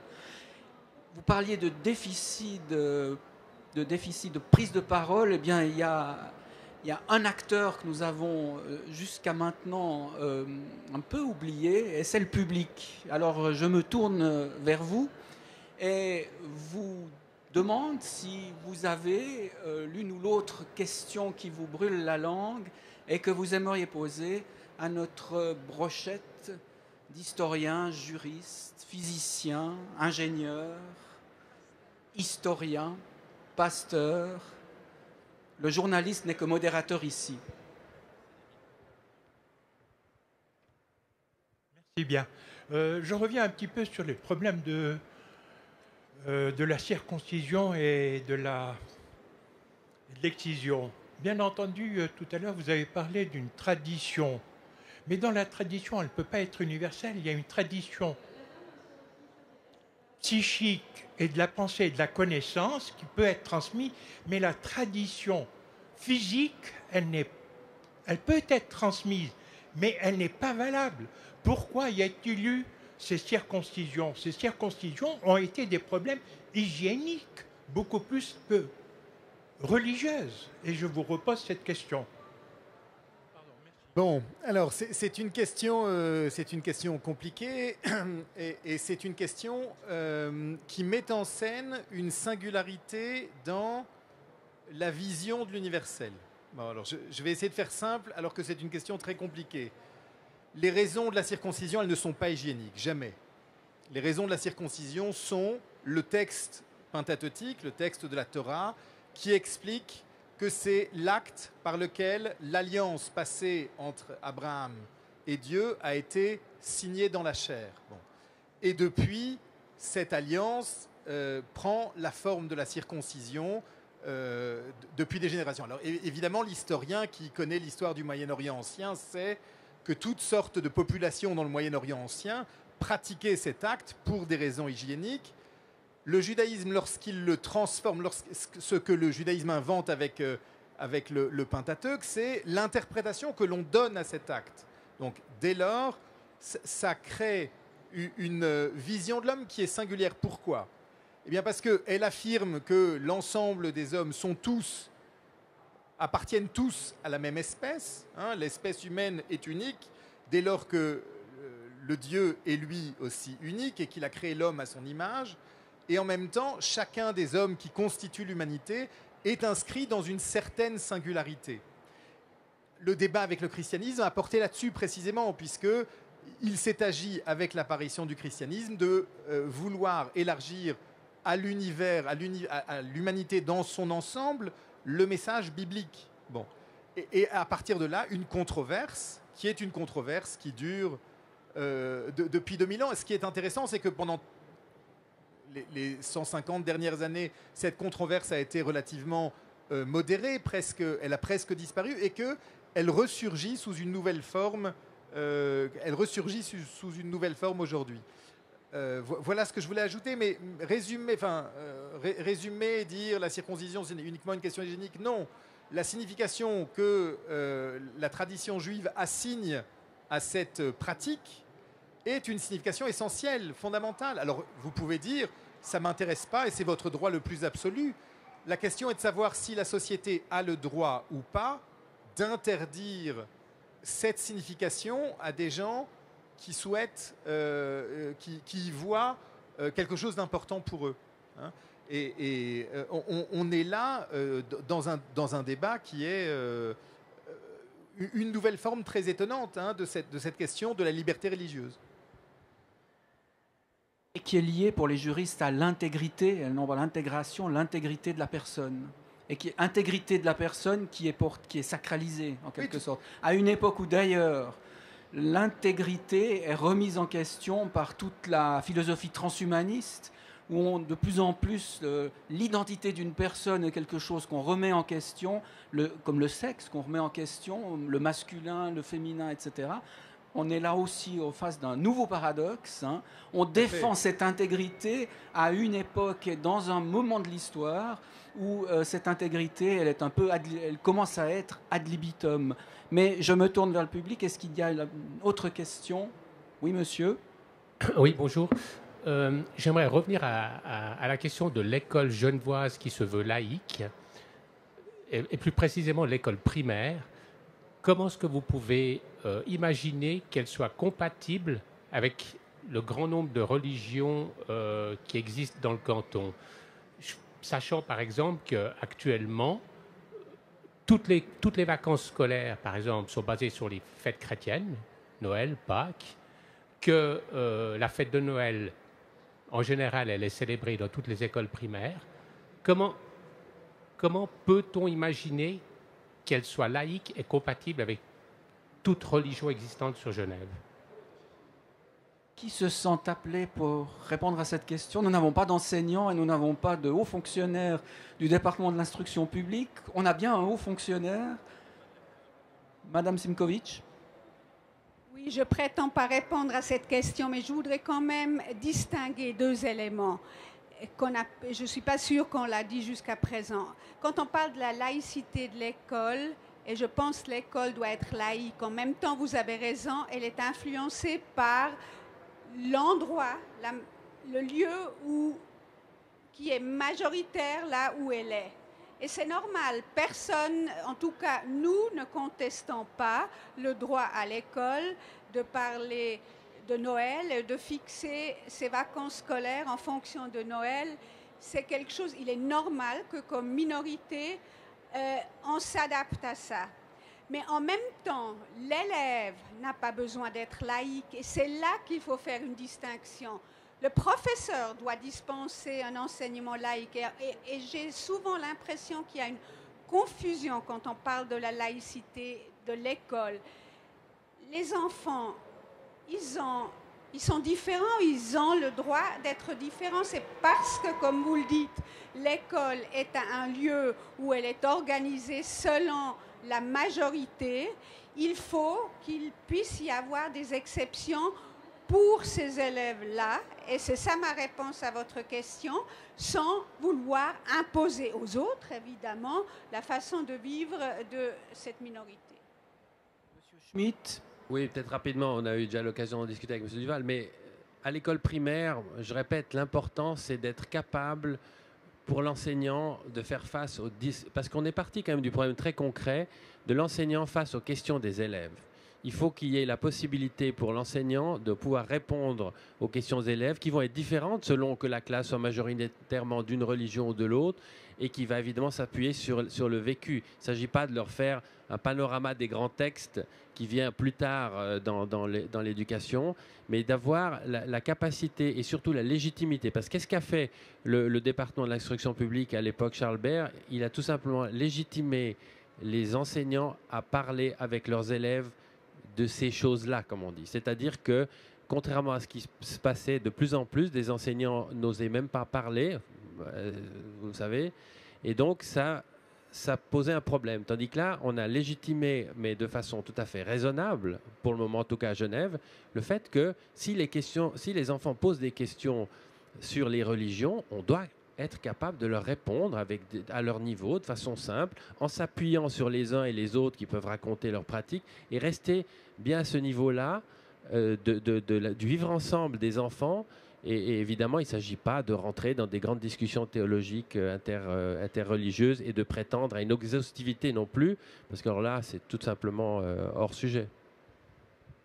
Oui, Monsieur Ehrenfreud. Juste en qu'un mot, là encore, pour ramener dans la discussion quelque chose de supplémentaire qui ne nous est pas encore apparu, et c'est le fait que la laïcité suppose l'égalité de traitement. Bon, c'est un terme extrêmement important, et donc la question que posait monsieur, c'est est-ce que tout le monde est traité à la même enseigne dès lors que le calendrier scolaire est calqué sur les fêtes chrétiennes? Bon. Alors évidemment, l'égalité est souhaitable, il faut chercher à l'atteindre du plus près possible, mais l'égalité absolue est impossible. Hein. L'égalité absolue est impossible parce qu'évidemment, on ne peut pas envisager une école qui chômerait pour toutes les fêtes religieuses de l'ensemble des traditions religieuses qui existent. Elle ne travaillerait pas beaucoup, cette école-là, et on comprend bien que ça n'est pas possible. Alors, il y a des manières symboliques de rétablir l'égalité, même quand elle n'est pas respectée dans les faits. Et une manière symbolique, ce serait par exemple d'introduire un jour férié dans les calendriers publics qui ne serait pas de tradition chrétienne, qui serait pris d'une ou de deux autres traditions. Ce serait une manière de tenter d'affirmer à quel point cette question de l'égalité du traitement réservée aux différentes confessions est prise au sérieux dans les démocraties, aujourd'hui. Est-ce que vous avez connaissance d'un pays qui aurait introduit ça, d'un pays de tradition chrétienne qui aurait introduit cela? En fait, cette idée m'est venue de la lecture du rapport de la commission, dont le nom m'échappe à l'instant, mais en France, au moment du débat sur l'interdiction du port des signes religieux ostentatoires dans l'école publique, hein, il faut rappeler que ce n'est pas l'interdiction du voile dans la société, c'est l'interdiction du port des signes religieux ostentatoires dans l'école publique, un historien, Patrick Veil, avait proposé que soit intégré dans le calendrier de tradition français, chrétienne, oui, une fête de tradition musulmane et une fête de tradition juive. Et puis la proposition, qui me semblait moi extrêmement intelligente, elle a été retenue par le rapport, il me semble, mais elle n'a jamais été appliquée. Mais en tous les cas, dans le débat, on voit bien que ce que ça apporte l'idée que l'égalité de traitement qui doit être réservée, à laquelle on doit aspirer, qui est très difficile à atteindre, qui est sans doute inatteignable, on peut pallier à cette difficulté par le symbolique. Monsieur? J'aimerais revenir sur la manière dont on interprète la circoncision dans la tradition juive. Et je vais poser une question naïve. J'accepte tout à fait, et c'est normal, que les Juifs interprètent ça comme un signe d'une alliance avec les hommes. Mais en même temps, puisque vous parlez de la nécessité d'un traitement d'égalité, est-ce qu'à l'intérieur de la tradition juive, les femmes se posent la question de savoir si elles aussi et comment elles peuvent être intégrées? Parce que moi qui ne suis pas un spécialiste, j'ai cru comprendre que la tradition était souvent transmise par les femmes. Alors il y a là comme une espèce de paradoxe. Vous voyez, vous avez répondu tout seul à la question. C'est-à-dire que certes, l'inscription dans la chair se fait dans la chair des hommes, à cause de cette référence au passage du Pentateuque qui évoque l'alliance abrahamique, et la transmission réelle se fait par les femmes. Donc, alors, il ne faut pas cacher le fait, et là je parlerai en historien, la tradition juive a longtemps été une tradition patriarcale, largement, comme les religions du Moyen-Orient ancien, et puis lentement on a essayé d'y introduire, et ça n'a pas cessé, c'est encore très imparfait. On a essayé de rétablir ou d'établir une égalité dans le traitement réservé aux hommes et aux femmes. Alors, est-ce que qui est désavantagé dans le traitement de la circoncision? C'est une vraie question. En tous les cas, c'est dans le corps de l'homme et pas dans un endroit anodin. C'est l'endroit par lequel la vie se transmet. C'est dans cet endroit-là que l'on inscrit cette alliance. Bon, alors, comment dire? Ça peut être utilisé pour nous rappeler une chose qu'on ne doit pas oublier, et c'est qu'il y a de l'archaïque dans le religieux. Bon. Il y a de l'archaïque, c'est-à-dire de quelque chose qui précède la raison et la réflexion. Et c'est ce geste-là, cet acte-là, qui est profondément archaïque, évidemment, mais auquel, et c'est très intéressant parce que on peut parler de toute une série de pratiques juives qui ont disparu, qui ont tendance à être peu respectées, qui ont tendance à lentement s'affaiblir. Celle-là ne bouge pas. C'est très étonnant. On pourrait s'interroger sur les raisons pour lesquelles cette pratique-là qui apparaît, on le voit de plus en plus, qui apparaît à de plus en plus de gens comme une pratique difficile à comprendre, à justifier, eh bien, malgré tout, elle perdure. Et elle ne s'affaiblit pas alors qu'elle n'est l'objet d'aucun type de contrainte. Prenons le cadre de... Enfin, bon, je vais pas... Alors peut-être juste je peux me permettre de signaler qu'un colloque sera consacré à cette question. Permis de faire de l'autopublicité. Voilà, au mois de décembre à l'Université de Lausanne, on diffusera largement l'information. Si cette question vous intéresse, vous serez bien évidemment les bienvenus. Autre question dans le public? Oui, monsieur.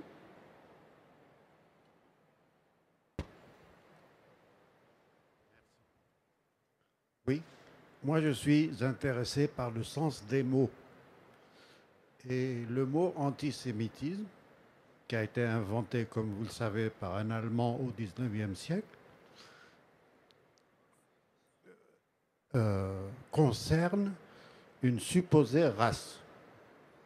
Donc je suis étonné que les personnes désignées par le terme de sémite prennent à leur compte cette désignation raciste. Et puis, si on lutte contre l'antisémitisme, est-ce qu'on doit aussi protéger les autres sémites? Monsieur, l'historien est beaucoup mis à contribution. Oui, c'est pas grave, c'est à ça qu'on sert. Alors juste rappeler, vous avez raison, c'est un mot qui est apparu au XIXe siècle en Autriche, à Vienne, sous la plume d'un pamphlétiste anti-juif qui s'appelait Wilhelm Marr, et qui entendait désigner par ce mot non pas l'ensemble des sémites, mais les juifs qu'il ne voulait plus appeler comme ça. Bon, pour des raisons qui avaient à voir précisément avec le fait que cette haine-là était politique et plus religieuse. Hein. L'antijudaïsme avait été longtemps une polémique religieuse du christianisme contre le judaïsme. L'antisémitisme est la naissance d'une hostilité politique à l'encontre des juifs. Bon, alors, vous avez tout à fait raison, les juifs ne sont pas, loin de là, les seuls sémites. Parmi les populations sémites, ils sont même relativement minoritaires.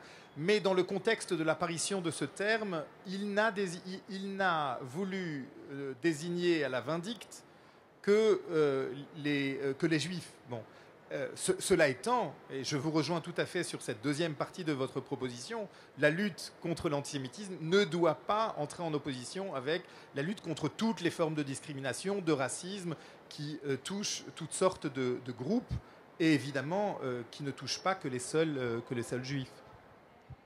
Madame Simkovic. Je voudrais juste dire que, puisqu'on parle de terminologie, même le terme raciste prête aujourd'hui à discussion parce qu'il est basé sur la conception de la race qui est aujourd'hui complètement remise en cause.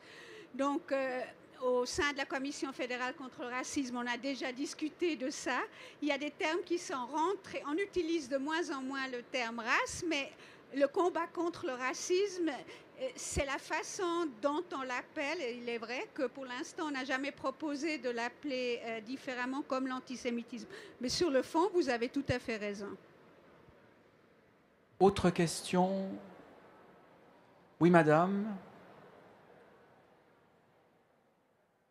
C'est pas tout à fait une question. Je voulais juste vous dire que je crois qu'aux États-Unis, dans certaines régions où il y a une forte population juive, on risque de donner un jour de congé, par exemple le jour de Kippour, à tout le monde, enfin à tous les élèves, quoi. Les mots sont importants. Vous avez utilisé le verbe risquer à la vaudoise, comme on dit qu'il risque de faire beau. Je l'espère. Qui veut répondre? C'était une information. Oui, monsieur. Bonjour à tous. En tant que documentaliste, je me posais la question. L'histoire est intéressante, l'histoire fait partie de nous, mais n'est-elle pas manipulée? Et surtout quand monsieur parlait des écoles, parce que j'ai eu le cas précis en tant que déontologie dans ma profession. C'est-à-dire que j'ai pris, du moins un enseignant m'avait recommandé la documentation du CICAD. Alors je me suis dit, très bien, je vais m'informer sur cette institution que vous représentez aujourd'hui. Et j'étais un peu surpris d'une chose, d'un point de vue totalement historique des faits. Alors effectivement, j'ai beaucoup aimé vos documentations, juste à une phrase qui pour moi n'avait rien à voir dans le contexte, si vous voulez, d'information scolaire sur la Shoah, car il y avait juste une phrase qui me dérangeait, du moins qui ne me dérangeait pas, mais qui dérangeait au contexte d'une brochure traitant de la Shoah, et qui pour moi, en tant que documentaliste, ne pouvait pas, et absolument pas, être prise en compte. C'est-à-dire, c'était donc son antisémite, etc. Et après, il y avait au milieu ceux qui critiquent l'État d'Israël. Et pour moi, hélas, je peux pas prendre parti, comprenez-vous? Donc, c'est évidemment dans la neutralité de ma profession, voilà. Et je me posais une seconde question, parce que quand j'ai appris encore cette publication de la bande dessinée, je ne sais plus comment elle s'appelle, Préjugé, merci. Et j'ai lu un petit peu, et puis il y a eu le concours de la ville de Genève qui a soutenu cela. Et j'étais un peu surpris de nos institutions, étant donné quand même que c'est aussi assez orienté. Alors je vais vous poser la question, est-ce que vous ne pensez pas que ce genre d'attitude dessert la cause? Et moi qui suis quand même très sensible à la cause quand même de l'histoire, de tout ce qui s'est passé autour de ça, et je me pose quand même ces questions. Voilà, merci. Madame Simkovic. Alors moi, je ne veux pas répondre sur les documents de la CICAD auxquels vous faites allusion. Il faudrait les revoir et les relire pour pouvoir vous répondre, et ce n'est pas mon but. Je voudrais répondre à votre première remarque, et je suis assez certaine, en tout cas nous, à la Fédération suisse des communautés israélites, et également la CICAD, ne considère pas que quelqu'un qui critique Israël est un antisémite ou fait une remarque antisémite.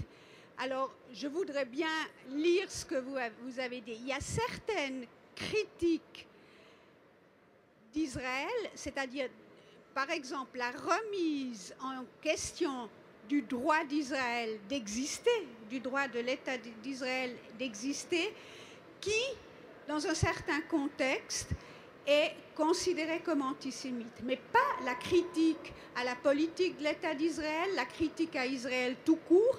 Il y a d'autres exemples, par exemple quand on assimile l'action d'Israël à ce que les nazis ont fait pendant la Shoah, c'est souvent quelque chose qui s'apparente à un cliché antisémite, mais ce sont des cas très spécifiques.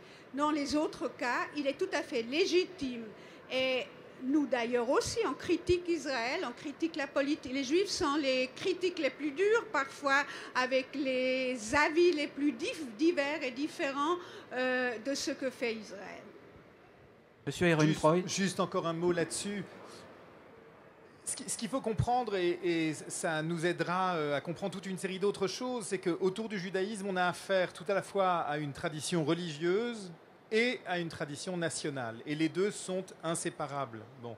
Ce qui crée toute une série de difficultés parce qu'on ne sait pas où placer les phénomènes. Est-ce que l'antisémitisme est une opposition à la religion?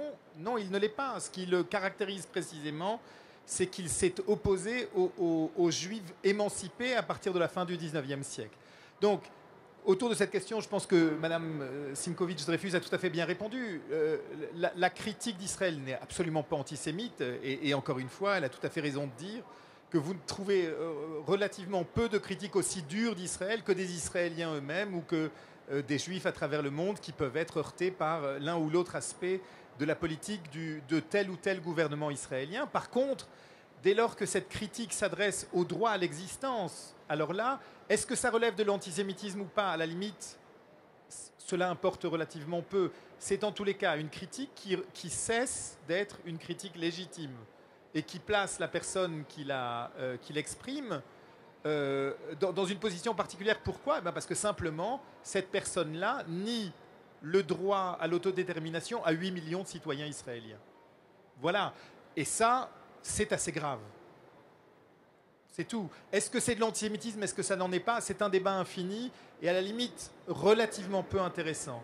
Par contre, ce qu'il faut bien savoir, c'est que lorsqu'on nie le droit à l'autodétermination qu'on reconnaît à l'ensemble des autres populations du monde, eh bien là, on réserve un traitement particulier à ce droit national-là, alors que personne ne penserait à le contester dans aucun autre contexte, et ça pose problème.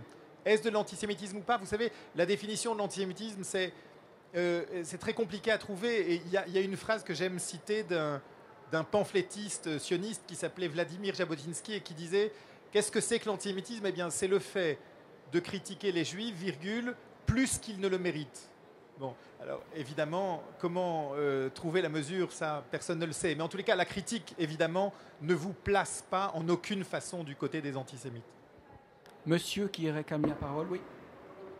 Oh non, je la réclamais pas, on m'a presque poussé au crime, parce que malgré tout, ici, il y a une phrase au sol: lutte contre l'antisémitisme déguisé en critique d'Israël. Donc, je sais que de votre siège, la phrase paraît à l'envers, mais ça ne vous dispense pas de la lire. Et c'est vrai que lorsque je l'ai vue, j'ai eu des sentiments mélangés. Maintenant, je suis arrivé très tard dans ce débat, il y a 5 minutes, à vrai dire, autant avouer mon crime.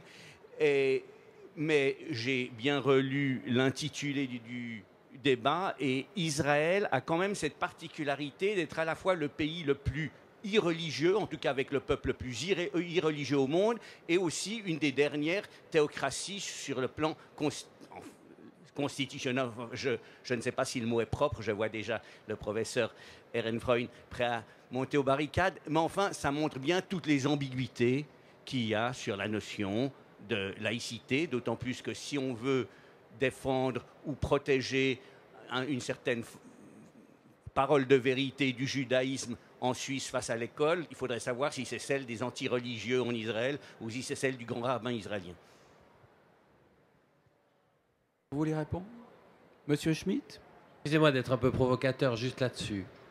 Ce que vous avez dit tous les deux juste avant, ça montre exactement ce qu'on veut atteindre. C'est qu'on doit être capable de parler, de discuter de choses-là. Le rêve qui consiste à établir pour la population et l'édification des enfants le texte objectif expurgé de toute possibilité d'interprétation à gauche à droite, ça c'est la fausse manœuvre. Ce qui est important, c'est justement, et c'est ce qu'on demande nous, c'est qu'on soit capable, que les enfants soient capables de reconnaître ces conflits, de les mettre en présence, de les reconnaître, de voir qu'ils sont là et qu'ils ne sont pas d'accord, et ensuite d'avoir la dialectique nécessaire. Ça, c'est un mot qui est un peu tombé en désuétude, mais on est dans une société où on croit, curieusement, alors qu'on a quand même quelques temps, où on peut avoir le texte indiscutable par l'ensemble de la population et qui n'est plus discuté, Donc là, je pense que c'est quelque chose d'important. Il y aura toujours des discussions. Et je rappelle juste qu'on est invité par la CICAD. On n'est pas tous des militants de la CICAD. Mais c'est justement ce qui est intéressant, c'est que la CICAD provoque le débat. Vous n'êtes pas d'accord, on ne va pas être d'accord parfois. Mais c'est ça, la base de la démocratie. Et quand on aura plus de débats là, eh bien, on sera passé à un autre monde, j'ai bien peur. Je voudrais juste ajouter ou répondre à votre remarque tout à l'heure sur Israël. Et la laïcité. Il est vrai, Israël n'est pas un État laïque et loin de là. Et on peut le regretter. Moi personnellement, je pense, et je critique Israël pour ça, qu'il aurait mieux valu que les pères fondateurs aient clairement séparé le religieux du politique, et qu'il est dommage qu'il n'en ait pas été ainsi. Par contre, l'exemple d'Israël montre que malgré cela, il peut y avoir une liberté religieuse. Et Israël est effectivement un État sans séparation sans la séparation que nous voudrions dans certains domaines entre la religion et le politique, mais les musulmans peuvent pratiquer leur religion, les chrétiens peuvent pratiquer leur religion, les juifs évidemment aussi. Ce qui manque évidemment, c'est malheureusement pour ceux qui n'ont pas de religion, la possibilité par exemple de se marier civilement. Mais c'était juste pour vous répondre. Alors, juste pour continuer dans la réponse, j'ai tiqué sur le mot théocratie. Pourquoi? Parce que théocratie, ça veut dire... Il faut rappeler l'origine du mot. Hein. C'est Flavius Joseph qui, dans les Antiquités juives, évoque le fait que la théocratie est la forme de gouvernement que le judaïsme considère. Mais précisément, Israël n'est pas une théocratie puisque la souveraineté israélienne est entre les mains de la nation israélienne, qui est composée de juifs majoritairement, mais qui est composée également de citoyens qui ne le sont pas et qui disposent exactement des mêmes droits que les citoyens juifs. Donc, théocratie signifierait que la souveraineté est religieuse, qu'elle n'est pas en Israël. Par contre, là où il y a un vrai problème, c'est que, et il est lié à ce que je disais juste avant, le judaïsme est une indistinction entre religion et nation. Et que donc, le sionisme a créé un État qui a une vocation à solutionner la question nationale juive en créant un problème qui est celui que, eh bien, il y a aussi une religion juive et que à celle-là, on a attribué toute une série de prérogatives dans l'État, mais pas celle d'être souveraine. C'est pour ça que je précisais ce que... Je vais intervenir de manière un peu autoritaire dans cette ville où Calvin, que nous évoquions tout à l'heure avec le modérateur de la Compagnie des Pasteurs, où Calvin a introduit une gestion particulièrement intéressante pour la ville, pour la philosophie et pour les existences des hommes et des femmes qui vivaient dans cette ville, une gestion particulièrement attentive du temps. Pour un journaliste du temps, c'est une presque autoréférence. Eh bien, je vais devoir mettre un terme à cette discussion, puisqu'aussi bien on me fait signe que nous avons pris un quart d'heure de retard déjà, mais la discussion était passionnante, elle était ouverte, elle était parfois vive, elle était parfois enflammée, mais nous allons obéir à l'horloge. Au fond, l'horloge, c'est la rationalité la plus sécurisante et sécurisée, surtout dans cette ville. Nous allons donc obéir à l'horloge, lever maintenant cette table ronde, vous remercier d'une part pour l'attention que vous avez témoignée aux hôtes de la CICAD, puisque nous n'étions pas ici effectivement, comme le disait très justement Mme Simkovic, comme militant de cette association, mais comme hôte, un hôte qui a permis le débat, qui a permis l'affrontement, le dialogue des idées. Et je vous remercie pour votre attention. Je vous remercie également pour les questions que vous nous avez posées. Et je remercie nos interlocuteurs qualifiés pour la patience et la passion qu'ils ont mis à nous, vous, et se répondre. Merci infiniment et merci à la CICAD.